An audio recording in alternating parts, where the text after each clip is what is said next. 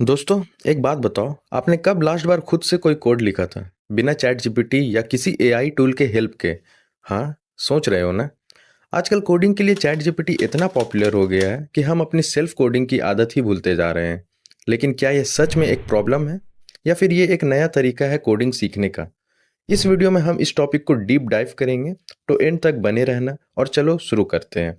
उससे पहले अगर आप मेरे चैनल पे नए हो, तो सब्सक्राइब कर देना और बेल आइकन दबा देना। तो पहले बात करते हैं कि चैट जीपीटी कोडिंग के लिए इतना पॉपुलर क्यों हो गया है। इमेजिन करो आपको एक कॉम्प्लेक्स पाइथन फंक्शन लिखना है या फिर एक वेबसाइट का सीएसएस फिक्स करना है। पहले क्या होता था? गूगल सर्च, स्टैक ओवरफ्लो और ढेर सारा टाइम। लेकिन अब बस चैट जीपीटी से पूछो और 2 सेकंड में कोड मिल गया। मिसाल के तौर पे, अगर आपको एक बाइनरी सर्च एल्गोरिदम लिखना है, तो चैट जीपीटी ना सिर्फ कोड देगा, बल्कि उसका एक्सप्लेनेशन भी देगा। और यही वजह है कि बिगिनर्स से लेकर एक्सपीरियंस डेवलपर तक सब इसका यूज़ कर रहे हैं।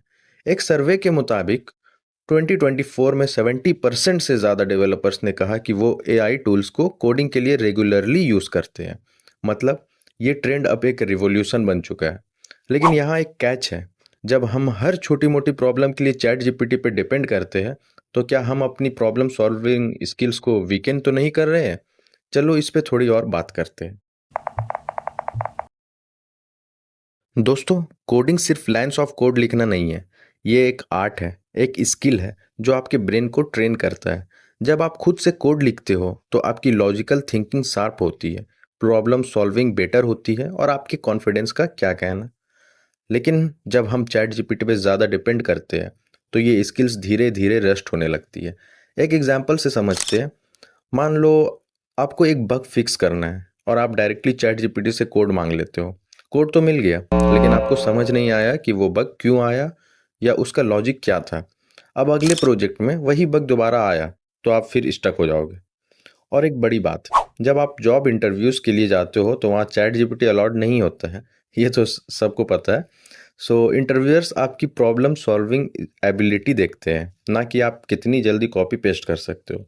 तो अगर आप सेल्फ कोडिंग की प्रैक्टिस नहीं है, तो यहाँ आप स्ट्रगल कर सकते हो।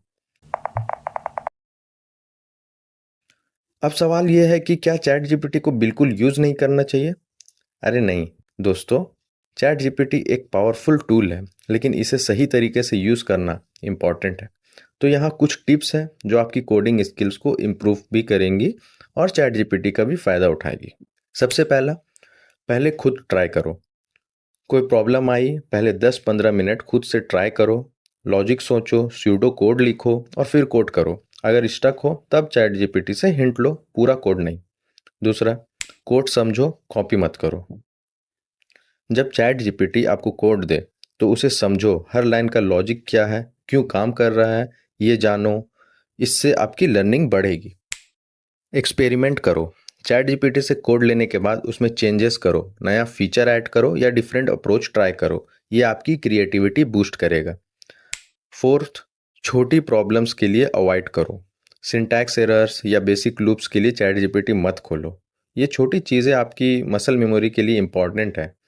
फिफ्थ, लर्निंग के लिए यूज़ करो। चैट जीपीटी से नए कॉन्सेप्ट सीखो, जैसे मशीन लर्निंग या एपीआई इंटीग्रेशन। इससे आपका नॉलेज एक्सपैंड होगा। तो बेसिकली चैट जीपीटी को अपना असिस्टेंट बनाओ, बॉस नहीं। दोस्तों, टेक्नोलॉजी का इस्तेमाल हमें स्मार्टर बनाने के लिए, ना कि लेज़ी बनाने के लिए। तो बैलेंस बनाना ज़रूरी है। एक सिंपल रूल फॉलो करो, 80% टाइम खुद से कोड करो और 20% टाइम एआई टूल्स का यूज़ करो, जब सच में ज़रूरत हो।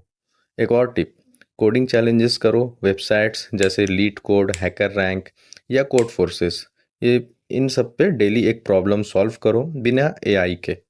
इससे आपकी स्किल्स शार्प रहेंगी। और हाँ, अपने कोड को गिटहब पे शेयर करो, कम्युनिटी से फीडबैक लो और सीखते रहो। तो दोस्तों, चैट जीपीटी एक गेम चेंजर है, लेकिन इसका स्मार्टली यूज़ करना हमारे हाथ में है। अपनी सेल्फ कोडिंग की आदत को ख़त्म मत होने दो, क्योंकि यही आपको एक ग्रेट डेवलपर बनाएगी। अब मुझे कमेंट में बताओ, आप चैट जीपीटी को कोडिंग के लिए कितना यूज़ करते हो और क्या आपको लगता है कि ये आपकी स्किल्स को अफेक्ट कर रहा है? So let's discuss. अगर ये वीडियो पसंद आया तो लाइक करो, शेयर करो और सब्सक्राइब करना मत भूलो।